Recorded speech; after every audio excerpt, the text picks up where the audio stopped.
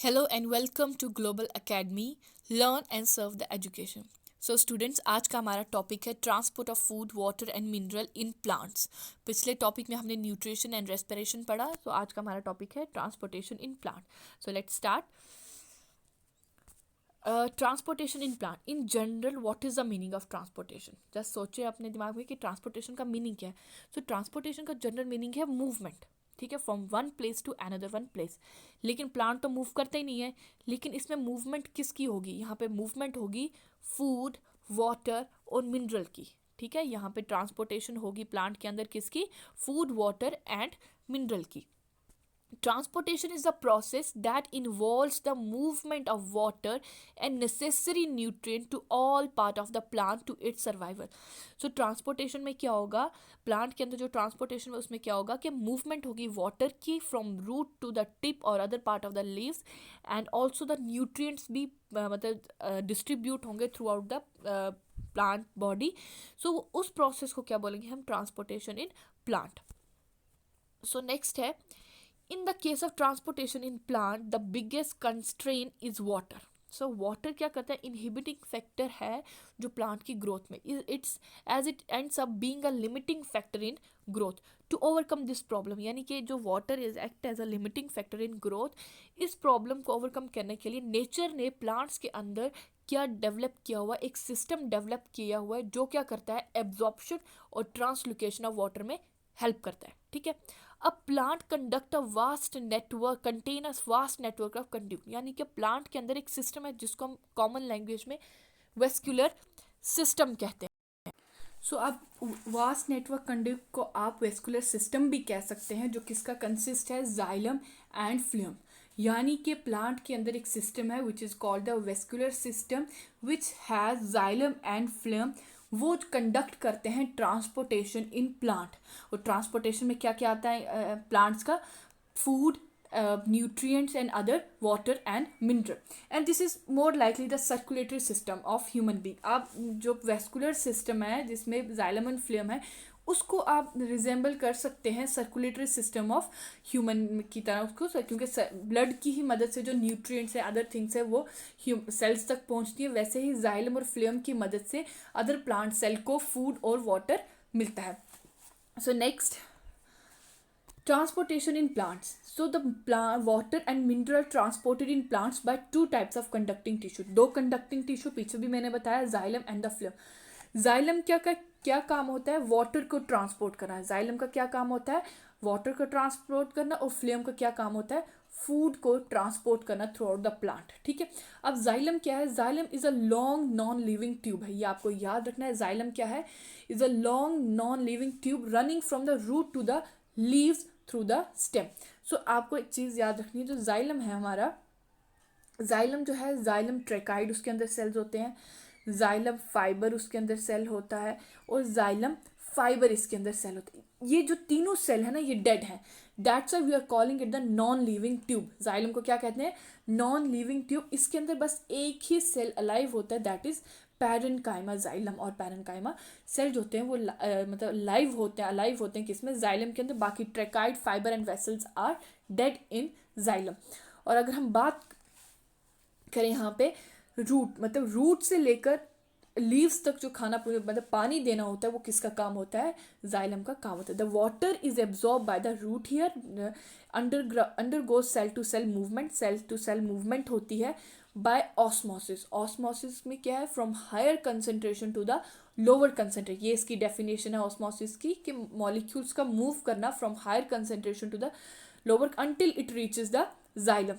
This water is the transported through the xylem vessel to the leaves and is evaporated by the process evaporation. So जो water है वो xylem vessel की मदद से leaves तक पहुंचता है, और leaves से जो water होता है वो evaporate हो जाता है, ठीक है। जो evaporation of water from leaves है, उस process को हम क्या कहते हैं? ट्रांसपिरेशन मेथड कहते हैं और प्रोसेस कहते हैं। आई होप आपको समझ आ गया होगा। जाइलम एक नॉन लिविंग ट्यूब है, और वो जाइलम वेसल की मदद से अप टू लीव्स वो पानी पहुंचाता है, और प्रोसेस ऑफ इवेपोरेशन जो होता है लीव्स का, उसको क्या कहते हैं? Transpiration method. क्या नेक्स्ट है हमारा फ्लूएम। जैसे जाइलम वाटर कंडक्ट करता है थ्रू आउट द प्लांट, वैसे ही फ्लूएम क्या कंडक्ट करता है? food. The phloem is responsible for the translocation of nutrient and sugar like carbohydrates produced by the leaves to the area of the plant that are metabolically active. यानी कि flame का क्या काम होता है, जो खाना होता है, जो फूड बनाया जाता है लीव्स के थ्रू, और वो ट्रांसपोर्ट करता है leaves to the other part of the plant. It is made up of living cell. Phloem में लिविंग सेल, फ्लेम जैसे वहाँ पे नॉन लिविंग था, फ्लेम वैसे ही नॉन लिविंग सेल है. और फ्लेम में फाइबर डेड होता है. Phloem fibre is dead and other cells are alive. The cell wall of these cells form the small hole at the end of the cell known as a sieve plate. Sieve plates क्या है, ये आपको ये बस ये याद रखनी है कि सीव प्लेट कहाँ प्रेजेंट होती है, फ्लेम में प्रेजेंट. ये ऑब्जेक्टिव पूछा जाता है, एमसीक्यू पूछा जाता है कि सीव प्लेट्स कहाँ प्रेजेंट होती हैं, फ्लेम में प्रेजेंट होती हैं. ठीक है, आई थिंक ये आपको क्लियर हो गया होगा. नेक्स्ट है हमारा the transportation of the process of transportation in plant via xylem and phloem इसका ट्रांसलोकेशन. जो ट्रांसपोर्टेशन प्रोसेस है प्लांट का, उसको हम क्या कहते हैं, ट्रांसलोकेशन, जो किसकी मदद से होता है, xylem and the phloem. It include transport of water, mineral as well as the solute. Solute क्या है, solid particles है. ठीक है.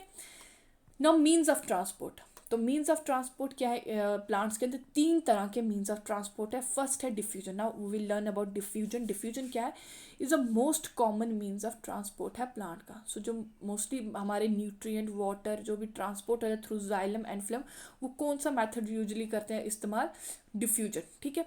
It is defined as a movement of molecules from the region of high concentration to the region of lower concentration. तो जो diffusion में क्या होता है, क्या जो मॉलिक्यूल्स होते हैं वो किस तरह मूव करते हैं from higher to the lower concentration, but there is no need of energy. So this diffusion is a passive process. तो आपको यही चीज़ें याद रखनी है. Diffusion is a common mean of common. अब लाइव एग्जाम्पल ले लीजिए, जैसे ह्यूमन के मीन्स ऑफ ट्रांसपोर्ट हैं, जैसे मोस्टली लोग क्या प्रेफर करते हैं अपनी गाड़ी, जैसे आजकल जो भी कार उसको कॉमन लेकर, वैसे ही डिफ्यूजन इसमें मीन्स ऑफ ट्रांसपोर्ट है. और वो पैसिव प्रोसेस है because it does not need energy to move molecules from higher concentration to the lower concentration के लिए. और जो डिफ्यूजन है उसको क्या क्या चीज़ें इफेक्ट करती हैं, कंसनट्रेशन ग्रेडियंट इफेक्ट करती हैं, टेम्परेचर और प्रेशर इफेक्ट करती हैं. ठीक है. Facilitated diffusion. अब फैसिलिटेटेड डिफ्यूजन क्या है, it is also like a diffusion, but this is a transport process brought about by certain proteins. यानी कि जो फैसिलिटेटेड डिफ्यूजन है वो भी ट्रांसपोर्ट प्रोसेस है, but with the help of the, मतलब इसमें प्रोटीन्स की नीड होती है. जो ट्रांसपोर्ट होता है इसमें मॉलिक्यूल्स का, उसमें किसकी नीड होती है, प्रोटीन्स की. विच काइंड ऑफ, उसको क्या कहते हैं, परमिएसिस प्रोटीन कहते हैं. It is also passive process. जिस तरह डिफ्यूजन हमारा पैसिव प्रोसेस है, उसी तरह हमारा फैसिलिटेटेड डिफ्यूजन भी पैसिव क्या कहते हैं, पैसिव प्रोसेस. और पैसिव प्रोसेस से यही हम चले पड़े, when all the protein available for transport is saturated. Saturated क्या होता है, एक पॉइंट होता है जहाँ उससे आगे कुछ नहीं होता है. ठीक है. पीक पॉइंट होता है, उसके बाद अगर शुरू होगा तो डिक्लाइन में शुरू होगा. ठीक है. Transport reach the maximum. It is a specific process. जो हमारा फैसिलिटेटेड डिफ्यूजन है, स्पेसिफिक सेलेक्टिव प्रोसेस है.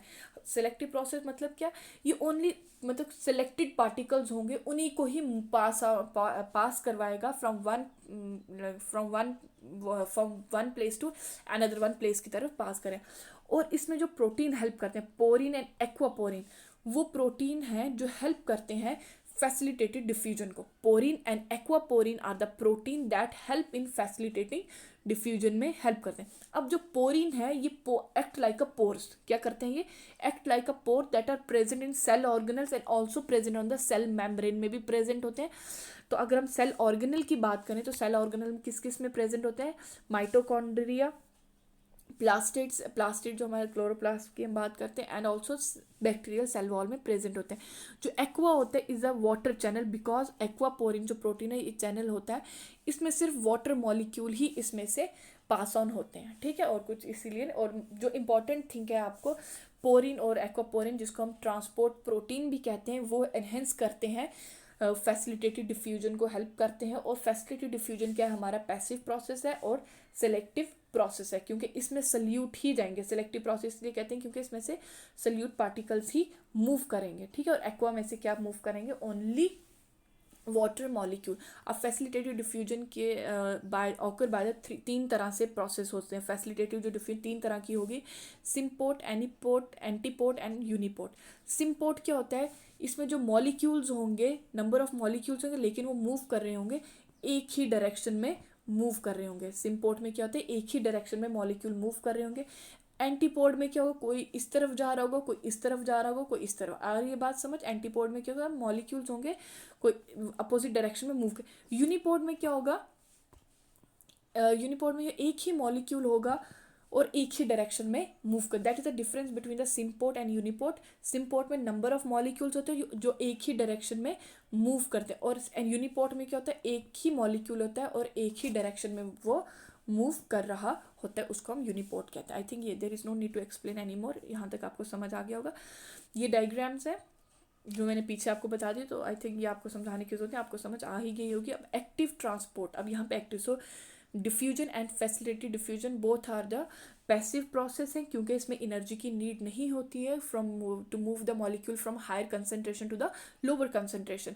अब एक्टिव ट्रांसपोर्ट की बात करें, it requires energy.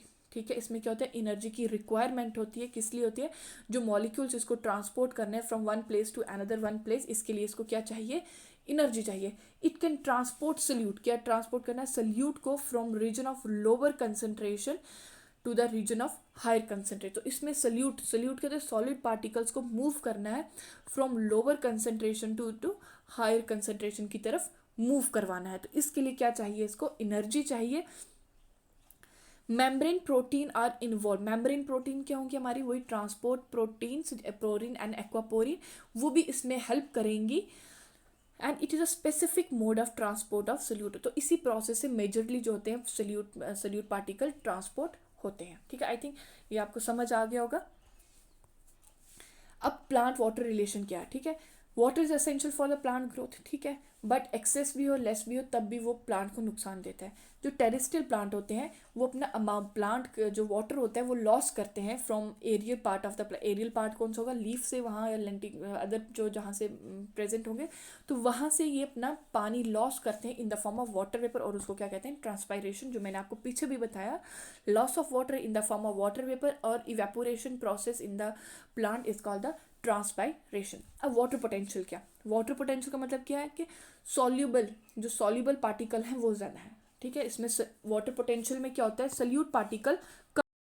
So now the next topic is water potential. So water potential क्या है, the measure of water potential energy of water is known as water potential. So water potential में exactly क्या होता है कि इसमें amount of solvent जो होता है इसमें मेजर किया जाता है। तो वाटर पोटेंशियल क्या है, इसमें क्या होता है, सॉल्वेंट का अमाउंट मेजर किया जाता है। सॉल्वेंट क्या होता है, जो डिजॉल्वेंट्स होते हैं। ठीक है, और वन मोर थिंग, जो जब भी हम सोल्यूशन की बात करते हैं तो उसमें दो चीज़ें होती हैं, एक होता है सॉल्वेंट, एक होता है सल्यूट। सल्यूट क्या होता है, सॉलिड पार्टिकल, और सॉल्वेंट क्या होता है, लिक्विड वाला पोर्शन को हम क्या कहते हैं, सॉल्वेंट कहते हैं। So all over it is that water potential क्या, measure of energy of water is known as water potential. So solute potential और pressure potential determine the water potential of the cell. So जो water potential है, or you can say that the potential of solvent is depend on solute potential and water potential. और आपको ये बात याद रखनी है कि वाटर पोटेंशियल सबसे ज़्यादा किसकी होती है, प्योर वाटर की, क्योंकि प्योर वाटर में सल्यूट जो होते हैं वो सबसे ज़्यादा कम होते हैं। सल्यूट क्या होते हैं, मतलब अनवांटेड थिंग्स होती हैं, अनवांटेड नहीं हम कह सकते हैं, मतलब सल्यूट पार्टिकल इन जनरल आप रखिए, सल्यूट पार्टिकल जो प्योर वाटर में बहुत कम अमाउंट में प्रेजेंट होते हैं, दैट्स वाई उसमें वाटर पोटेंशियल सबसे ज़्यादा होती है। And water always move from higher water potential to the lower water potential. इसका ये मतलब है कि जब पानी किस तरफ मूव करता है, जहाँ पे हायर सॉल्वेंट से लोअर सॉल्वेंट की तरफ मूव करता है, from higher concentration to the lower concentration की तरफ मूव करता है। और water potential is denoted by a symbol of psi like this, and the unit use to express the pascal. तो वाटर पोटेंशियल का सिंबल और यूनिट क्या है, पास्कल, सिंबल क्या है, साई। आई थिंक आपको ये समझ आ गया। इंपॉर्टेंट पॉइंट ही आपको याद रखें कि एक्चुअल में वाटर पोटेंशियल क्या है, सॉल्वेंट को मेजर करना, measure of solvent is called water potential. और वो किस पे डिपेंड करता है, अमाउंट ऑफ सोल्यूट पे और प्रेशर पे डिपेंड करता है। और हाईएस्ट वाटर पोटेंशियल किसकी है, प्योर वाटर की, क्योंकि उसमें सल्यूट जो है उसका अमाउंट बहुत बहुत ज़्यादा कम होता है, ठीक है। और वाटर पोटेंशियल का सिंबल क्या है और इसका यूनिट क्या है, पास्कल, ठीक है। आई थिंक ये आपको क्लियर हो गया। नेक्स्ट है हमारा वही चीज़ है जो पीछे मैंने बताई, when water enter the plant cell. Suppose ये सेल है, जब इसके अंदर पानी जाएगा, ठीक है, जब इसके अंदर पानी जाएगा, water pressure develop inside the cell. तो जब पानी अंदर जाएगा तो सेल के अंदर क्या होगा, प्रेशर डेवलप होगा अगेंस्ट द सेल वॉल। मतलब सेल वॉल मतलब जब चीज़ फूलती है बाहर की तरफ आती है ना, तो वो सेल वॉल की तरफ अगेंस्ट होता है उसका pressure. Make it more turgid. मतलब टर्जिट मतलब क्या, आपको मैं सिंपल एग्जांपल देती हूँ। किशमिश जब हम पानी के बीच में डालते हैं वो फूल जाती है, ठीक है। वो जो फूलना उसको क्या कहते हैं, टर्जिटी, ठीक है। This raises the pressure potential. मतलब वो वाला प्रेशर जो सेल वॉल के अगेंस्ट होता है, क्यों होता है, क्योंकि उसमें जो वाटर जो सॉल्वेंट है वो सेल के अंदर मूव कर रहा होता है, which create the pressure. This we call the at this call the turgidity in the cell. So the relation between the water potential, solute potential, pressure potential, मैंने आपको पीछे ही बताया कि वाटर पोटेंशियल किसके बेसिस पे डिटरमाइन किया जाता है, प्रेशर पोटेंशियल और सोल्यूट पोटेंशियल के बेसिस पे डिटरमाइन किया जाता है। Now next is osmosis. Osmosis क्या है, it is a process of movement of water molecules. तो ऑस्मोसिस क्या है, वाटर मॉलिक्यूल। तो ऑस्मोसिस में क्या होता है, ओनली सॉल्वेंट मॉलिक्यूल्स मूव करते हैं। ऑस्मोसिस में क्या, ये आपको याद रखना है कि ऑस्मोसिस में क्या होता है, सॉल्वेंट पार्टिकल मूव करते हैं across the semi-permeable membrane, across the semi-permeable membrane. The movement of water depend on the concentration gradient and the pressure gradient. अब आपको एक चीज़ मैं बताती हूँ, जो डिफ्यूजन और ऑस्मोसिस में क्या फ़र्क है। डिफ्यूजन में सॉल्वेंट भी मूव करते हैं और सोल्यूट भी मूव करते हैं, लेकिन ऑस्मोसिस में ओनली सॉल्वेंट, ठीक है। जैसे इसमें सेमी परमिएबल की नीड होती है, इसमें मेम्ब्रेन नीड नहीं होती है डिफ्यूजन में। जस्ट डिफ्यूजन होता है चाहे वो सोल्यूट पार्टिकल हो या सॉल्वेंट पार्टिकल, लेकिन ऑस्मोसिस में सिर्फ सॉल्वेंट पार्टिकल मूव करता है from higher concentration to the lower concentration across the semi permeable membrane. ये आपको याद रखना डिफरेंस बिटवीन द, जो डिफरेंस है डिफ्यूजन का और ऑस्मोसिस का, ठीक है। नेक्स्ट है the movement of water molecule occur still the equilibrium reach. और जो मूवमेंट है from higher concentration to the lower concentration, वो तब तक चलती रहती है जब तक इन दोनों साइड में इक्विलिब्रियम ना हो। इक्विलिब्रियम यानी कि दोनों साइड में बैलेंस ना हो। जब तक बैलेंस नहीं होगा तब तक वाटर मूव करता जाएगा, और जब बैलेंस हो जाएगा, दोनों तरफ से क्वांटिटी सेम हो जाएगी, तो जो मूवमेंट होगी वाटर की वो स्टॉप हो जाएगी। The pressure apply to prevent the net movement of solute molecule. जो मतलब जो प्रेशर रिक्वायर होता है जो सोल्यूट मॉलिक्यूल्स को रोकने के लिए across the membrane is known as osmotic pressure. उसको क्या कहते हैं हम, ऑस्मोटिक प्रेशर कहते हैं। Osmosis is essential for the movement of molecule such as ions, protein and polysaccharide across the membrane. जो ऑस्मोसिस है वो किसकी मूवमेंट करता है, movement of molecule, ions, protein और पॉलीसेकेराइड की मूवमेंट करवाता है, ठीक है। Now next is plasmolysis. Plasmolysis क्या कहता है कि जो बिहेवियर है सेल का, ये चेंजेस है, ठीक है। चेंजेस किसके हिसाब से चेंज होता है, with respect to the external medium, यानी कि वो सेल किस में रखा हुआ, किस मीडियम में है, ठीक है, उसका आउटर एटमॉस्फेयर कैसा है।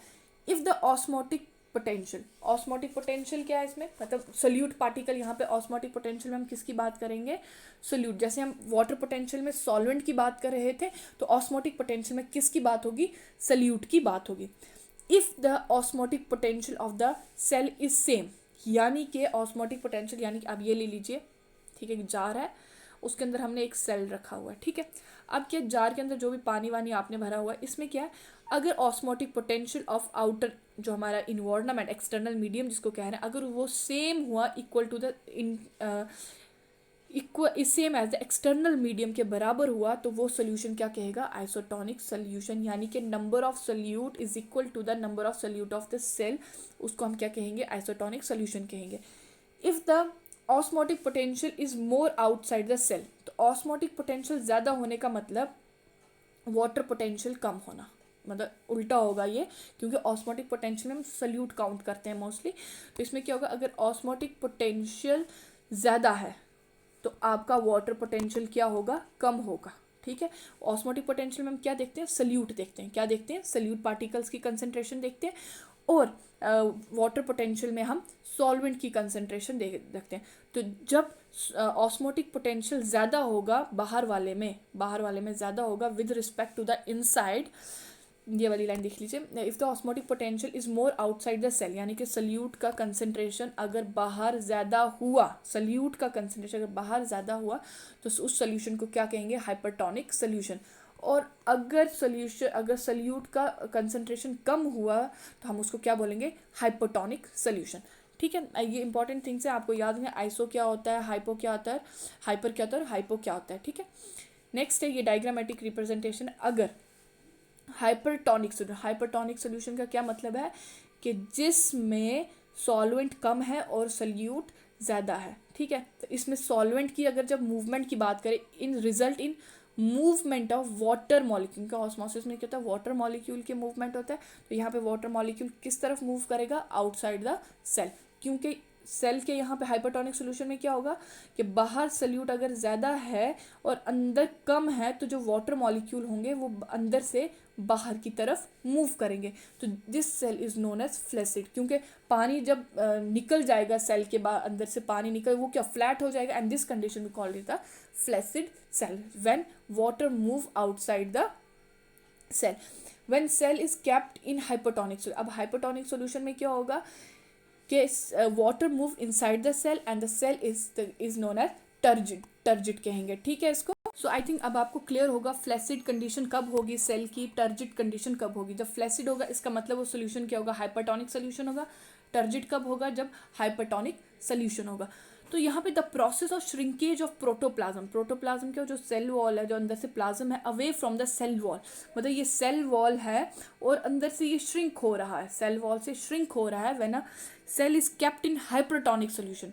तो इज प्लाज्मोलिसिस। तो प्लाज्मोलिसिस कंडीशन क्या है, जब हम सेल को hypertonic solution, so plasmolysis occur in hypertonic solution. और हाइपरटोनिक सोल्यूशन में क्या होता है, सल्यूट पार्टिकल्स ज़्यादा होते हैं as compare to the solvent particle. इसमें क्या होता है, श्रिंकेज होती है, सेल वो होता है हमारा प्रोटोप्लाज्म की श्रिंकेज होती है, क्योंकि यहाँ से पानी कहाँ जा रहा होता है, बाहर की तरफ जा रहा होता है, सेल से बाहर की तरफ जा रहा है, जिसकी वजह से लॉस होने की वजह से जो प्रोटोप्लाज्म श्रिंक हो जाता है। और इस कंडीशन को क्या कहते हैं, plasmolysis. As a result of being placed in hypertonic solution water moves out of the cell, this is known as plasmolysis. I think this is clear to you. Now in imbibition, the absorption of water by solid causing them to become enlarge in size. इसमें क्या होगा कि जो solid होंगे वो क्या absorb करेंगे, पानी एब्जॉर्ब। जैसे आजकल छोटे बच्चों के लिए बबल्स आए हुए हैं, पानी में डालो तो वो फूल जाते हैं। It is a case of imbibition. क्या होता है, इम्बाइबेशन केस है जिसमें सॉलिड क्या एब्जॉर्ब करता है, वाटर, और क्या हो जाता है, एनलार्ज। आजकल एनिमल्स भी एब्जॉर्प्शन वाले आए हुए हैं, छोटे बच्चों के लिए आए हुए हैं, किड के लिए, तो आप वो पानी में डाले वो फूल जाता है, तो उसको क्या कहते हैं, इम्बाइबेशन कहते हैं। आप जैसे अदर एग्जाम्पल, लाइव एग्जाम्पल, जैसे हम बादाम वगैरह पानी में भिगो कर रखते हैं, उनका भी साइज इंक्रीज हो जाता है, थोड़ा सा ही होता है, माइन्यूट होता तो है ना, that is also imbibition because absorption of water और मिल्क बाय द आलमंड। तो उस कंडीशन को क्या कहेंगे, इम्बाइबेशन कहेंगे। The swelling of resin when kept in water is the most common example of the imbibe, यानी कि सोगी जो किशमिश है उसको जब आप पानी में डालोगे और जो फूलना उस चीज़ का, उस कंडीशन को क्या कहते हैं, इम्बाइबेशन। बिकॉज जो किशमिश है इसमें वो क्या है, सॉलिड है, और जो एब्जॉर्प्शन क्या करिए वाटर का, और उसकी वजह से क्या, एब्जॉर्प्शन ऑफ वाटर की वजह से क्या हो रहा है, किशमिश का साइज इंक्रीज हो रहा है, और उस कंडीशन को क्या बोलेंगे हम, इम्बाइबेशन बोलेंगे। This is considered like diffusion as water is moving from higher concentration to the lower concentration that is along with the concentration gradient. This is also condition of diffusion process के अंदर आएगा। आई think ये आपको clear हो गया। Imbibition क्या है कि सॉलिड चीज वाटर को एब्जॉर्ब कर रही है, करने के बाद अपना साइज इंक्रीज कर रही है, उसको हम इम्बाइबेशन बोलते हैं। ठीक है, अब नेक्स्ट है long distance transport of water. ये कंडीशन है, इसके अंदर हम थियोरीज वगैरह भी पढ़ेंगे, ऐसी बात नहीं है। So long distance transport is a faster mode of transport water. Generally water, food and minerals move from bulk flow, मतलब इकट्ठा ही ये साथ में फ्लो करते हैं। Mass flow occur between the two solution of different pressure, तो different इनका pressure होता है। तो ये मैंने आपको पहले ही बताया। Movement of substances through vascular tissue क्या है हमारे, जाइलम एंड द फ्लोएम, ठीक है। उसको हम क्या, उनके थ्रू जो होता है उसको हम ट्रांसलोकेशन बोलेंगे। Vascular tissues include xylem and the phloem, ये मैंने आपको पहले ही बता दिया। तो xylem help in the movement, water molecule की मूवमेंट करते हैं from root to the different part of the plant, and phloem in the movement of the food from leaf to the different part of the plant. ये xylem root से शुरू करता है और flame कहाँ से शुरू करता है, लीफ से स्टार्ट करता है, ठीक है, ये डिफरेंस है दोनों में। Now different pathway of the absorption, plant absorb water from roots, ये हमें पता चल गया कि प्लांट्स एब्जॉर्ब करते हैं वाटर कहाँ से, रूट से, and root contain root hairs are mainly help involve in absorption of water and mineral from the soil. तो रूट्स क्या करती हैं, ज़मीन में से एब्जॉर्ब करती हैं water and mineral, and there are two pathway for the movement of the water from root to the different part of the, यानी कि वाटर जो एब्जॉर्ब कर रही है रूट हेयर, वो जाइलम जो हमने पीछे भी पढ़ा था, जाइलम तक पहुंचने के लिए फ्रॉम सेल टू सेल उसको मूव करना होता है। तो वो पाथवे दो तरह के हैं, ठीक है, उस पाथवे को हम पढ़ेंगे कौन कौन से pathway.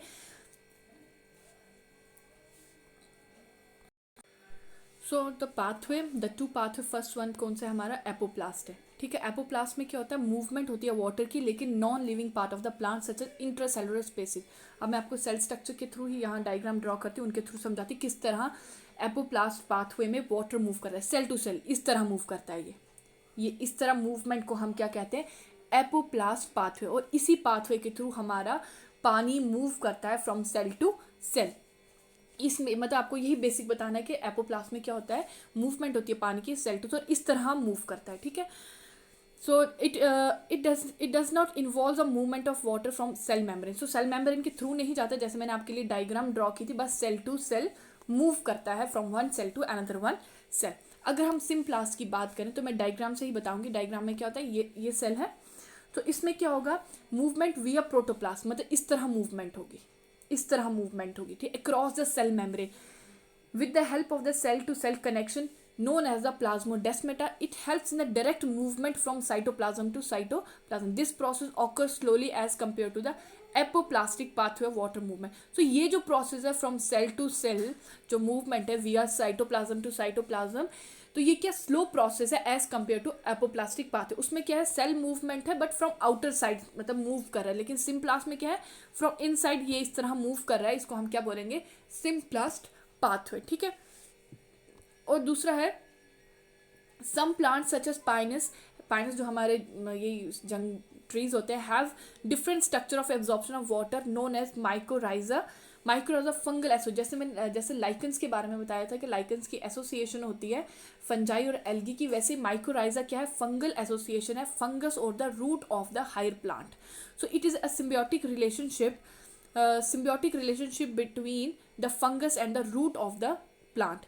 The fungal hyphae help in the absorption of mineral oil and the water from the, whereas the root provide the sugar and the, तो इसमें आपको बेसिकली यही मतलब इसका मैं पूरा एक्सट्रैक्ट बताती हूँ क्या है कि पाइनस ट्री जो हमारे टॉल ट्री जो जंगल में हमारे पाइन ट्री होते हैं, उनमें एब्जॉर्प्शन ऑफ वाटर के लिए अनदर वन प्रोसेस मतलब चीज़ है एब्जॉर्प्शन के लिए, वो क्या है, माइक्रोराइजा। माइक्रोराइजा क्या है, एक फंगल एसोसिएशन है। ये इस पे MCQ पूछा जा चुका है JKSSB में। माइक्रोराइजा क्या है कि फंगल एसोसिएशन किसके बीच में है, फंगस और roots of higher plant like pines, ठीक है। तो ये क्या है, सिम्बियोटिक एसोसिएशन, ये आपको याद रखना है।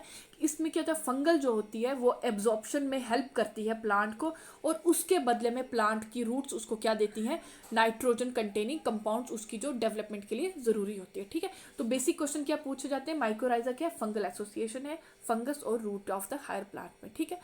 और ये कहाँ प्रेजेंट होते हैं, pine tree like higher on plants में प्रेजेंट होती है। अब वाटर मूव अपवर्ड, मतलब अब क्वेश्चन मतलब काफ़ी सारे क्वेश्चन अराइज होने लगे जब पानी के पाथवे की बात होने लगी, जाइलम और फ्लेम की बात होने लगी, तो क्वेश्चन अराइज होने लगे कि इतना बड़ा, जैसे पाइन ट्री की एग्जांपल ले लो, कि रूट से ऊपर तक पानी कैसे जाता होगा, क्योंकि ग्रेविटी है, ग्रेविटी सब चीज़ें नीचे की तरफ खींचती है, पर ये पानी कैसे ऊपर पहुँचे। तो there are lot of theories behind this concept. तो जो इंपॉर्टेंट पॉइंट्स है वही मैं यहाँ पे आपको बताऊंगी, ठीक है। लिखा तो बहुत कुछ है, इंपॉर्टेंट थिंग्स ही मैं आपको बताऊंगी, ठीक है। एक तो रूट प्रेशर और ट्रांसपरेशन पुल है, ये दो चीज़ें हैं जो वाटर की मूवमेंट करती है प्लांट को from root to the tip तक पहुंचने में, ठीक है। अब आपको पता होना चाहिए कि रूट प्रेशर एग्जैक्टली है क्या, ठीक है। Root pressure arises when ions present in the soil are actively transported into the vascular system of the root, which result in positive pressure inside the root. This pressure is the root pressure which drives upward the root. So root में pressure कैसे arise होता है? जब roots ions absorb करती हैं from the soil, ठीक है, जो वो आयन एब्जॉर्ब करती है तो उसके अंदर प्रेशर क्रिएटेड होता है, और जो प्रेशर वो जो क्रिएट होता है वो हेल्प करता है वाटर को ऊपर धकेलने में, मतलब ऊपर अपवर्ड मूवमेंट करने में हेल्प करता है. Root pressure is observe when a stem is cut horizontally from the base, a liquid will ooze out of the stem. हमने देखा जब हम भी खुद भी पेड़ काटते हैं तो आपने देखा होगा पानी निकलता है, छोटे छोटे ड्रॉपलेट्स निकलते हैं स्टेम से, तो वो क्या होता है एक्चुअल में रूट प्रेशर होता है, और वही रूट प्रेशर पानी को ऊपर की तरफ मूव करने में हेल्प करता है. ठीक है, अब यहाँ पे एक और चीज का वर्ड आ रहा है ग्यूटेशन. ठीक है, जब क्या होता है when a rate of evaporation is slow, क्या होता है लो होता है, excess water in the form of water droplet is observe near the tip of the water. So जब इवेपोरेशन रेट स्लो होता है तो आपने भी, हम सब ने बचपन में देखा होगा कि मतलब ना इस तरह स्लाइवा की तरह टिप पे हम कहते थे सांप की थूक है लीफ के ऊपर, तो वो मतलब हम ऐसा कहते थे. वो एक्चुअल में वो क्या होता है ग्यूटेशन प्रोसेस होता है लीफ का. ठीक है, उस ग्यूटेशन प्रोसेस में क्यों ऐसा प्रोसेस क्यों होता है? जब रेट ऑफ इवेपोरेशन कम होता है. ठीक है, रेट ऑफ इवेपोरेशन कम होता है और एक्सेस जो वाटर पानी के अंदर वो किस तरह रिलीज होता है, एक ड्रॉपलेट मतलब एक वाटर ड्रॉपलेट्स इकट्ठे होकर टिप की तरफ आ जाते हैं, तो उस प्रोसेस को क्या कहते हैं? ग्यूटेशन कहते हैं. ठीक है, ट्रांसपिरेशन पुल क्या है? एक ड्राइविंग फोर्स है जो वाटर को ऊपर की तरफ पुल करती है. इसके लिए ये मोस्ट इंपॉर्टेंट पॉइंट है जो मैं अभी बताने वाली. Cohesion and tension theory was given by Dixon and Joly. इस पे क्वेश्चन पूछा जाता है कि कोहेजन और टेंशन थ्योरी किसने दी थी? ये आपको याद रखना है, डिक्सन एंड जॉली ने दी थी. और अपवर्ड जो मूवमेंट थ्योरी थी वो इसी ने ही दी थी. क्या दी थी? डिक्सन एंड जॉली ने. ये बहुत इंपॉर्टेंट पॉइंट है, इन शॉर्ट मैं आपको बता देती हूँ. इस पे एमसीक्यूज पूछे जाते हैं कि ट्रांसपिरेशन पुल थ्योरी किसने दी है? डिक्सन एंड जॉली ने. और अपवर्ड मूवमेंट ऑफ वाटर इस तरह भी पूछा जाता है कि किसने एक्सप्लेन किया था? डिक्सन एंड जॉली ने किया हुआ है. कोहेजन एंड टेंशन थ्योरी किसने दी हुई है? Dixon and. देखो तीन ही चीजें और एक ही आंसर है तीनों का, तो ये चीजें आपको याद रखनी है. बस ये चीज़ें आप याद रखें जो मैं आपको कह रही हूँ, मोस्ट इंपॉर्टेंट. ठीक है, ट्रांसपिरेशन पुल थ्योरी किसने दी है? डिक्सन एंड जॉली ने. कोहेजन एंड टेंशन थ्योरी किसने दी है? डिक्सन एंड जॉली ने. किसने एक्सप्लेन किया upward movement of water in the plant? Dixon and Joly. यहाँ तो ऐसा क्वेश्चन पूछा जाता है कि किस थ्योरी ने, विच theory has explain the upward movement of water? That is cohesion and tension theory. ठीक है, ये आपको याद है. कोहेजन क्या मतलब क्या होता है?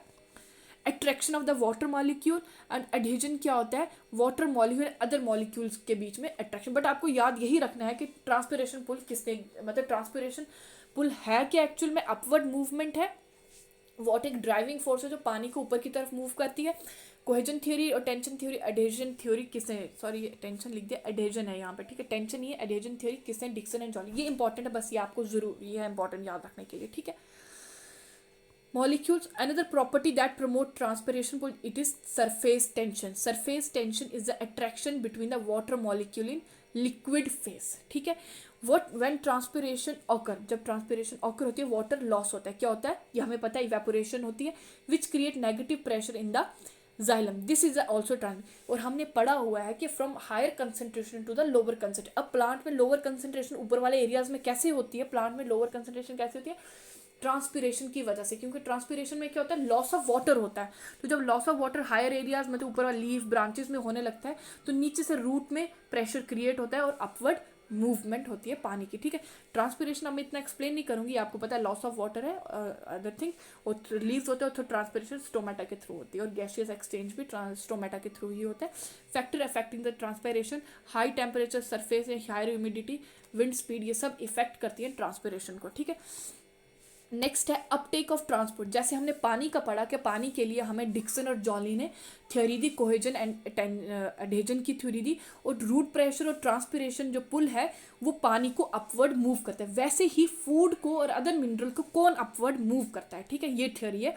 Mineral are absorb by plant passively and also actively. ठीक है, most of the transport occur actively as ion are charged and cannot cross the membrane without the expenditure of the energy. तो कुछ ions को move करने के लिए energy चाहिए, कुछ को नहीं चाहिए होती है. तो this is all about the मतलब किस तरह मूव होती है. तो the transport of food is bidirectional as compare to the transport of water which is. So आपको बाई डायरेक्शनल इसीलिए है क्योंकि लीफ से ये डिवाइड होता है। तो जो आपका ये जो है पानी है वो रूट से ही अपवर्ड मूव करेगा, जो रूट से ही अपवर्ड मूव करेगा। ये आपका एमसीक्यू यहाँ से निकलता है कि जो ट्रांसपोर्ट ऑफ फूड है वो क्या है, बाई डायरेक्शनल है, और जो ट्रांसपोर्ट ऑफ वाटर है वो क्या है, यूनी डायरेक्शनल है। ये चीज़ें आपको याद रखनी है।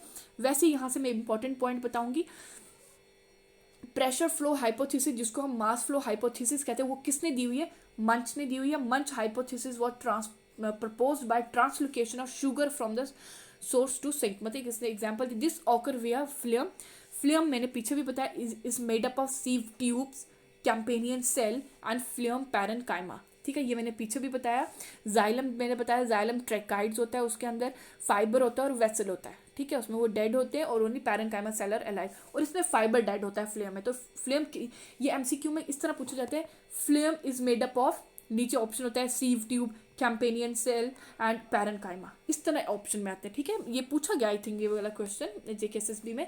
जाइलम, अब जाइलम किसका बना होता है, ठीक है, इस तरह ऑप्शन, पहले tracheid, vessels and fibre and parenchyma, फिर दूसरा दिया होगा ट्रैकाइड, सीव ट्यूब, कैंपेनियन से, इस तरह ऑप्शन दिए होते हैं। तो फ्लेम के लिए भी इसी तरह ऑप्शन आपसे पूछो। These are the important point जो आपको याद रखने हैं। ठीक है, sieve tube and companion cell actively involve in movement of food from source to sink. Source क्या है यहाँ पे, लीफ है। ठीक है, सोर्स से ही मिलेगा ना। तो सिंक क्या है, अदर एरियाज जहाँ पे फूड डिस्ट्रीब्यूट होना है। ठीक है, तो ये पर्टिकुलर टर्म दी जा रही है कि सोर्स टू सिंक। ठीक है, तो मैं इंपॉर्टेंट पॉइंट ही यहाँ पे रीड आउट करूँगी। The loading in sieve tubes create a hypertonic environment due to which water enter the phloem. The high osmotic pressure at source causes the food to move toward the sink. यहाँ पे जहाँ पे atmospheric, जहाँ पे food की कमी होगी उस तरफ मूव करेगा. So it can be concluded that osmotic pressure derive the translocation of food from the source to the sink. Source to the sink मतलब from leaf to the other part of the body. तो वहाँ पे क्या था, tension उधर. अगर हम xylem की बात करें, जाइलम में क्या मूव कर रहा था, रूट प्रेशर और ट्रांसपिरेशन पुल. अगर हम फ्लेम की बात करें, यहाँ पे ऑस्मोटिक प्रेशर रोल प्ले कर रहा है to translocate the food from source to the sink. I hope you like the lecture. This is all about the transportation of food and mineral and water in the plant. मुझे लगता है मुझे लग भी रहा है कि आज मैंने जल्दी जल्दी पढ़ाया है, पर आप ही की डिमांड पे था कि एक ही वीडियो में हम आपको सब कुछ चाहिए. I hope you like the video. अगर ये वीडियो आपको लाइक लगी हो, please subscribe our channel and also share this video as much as you can, and also press the bell icon button so you can get the update videos. Thank you so much.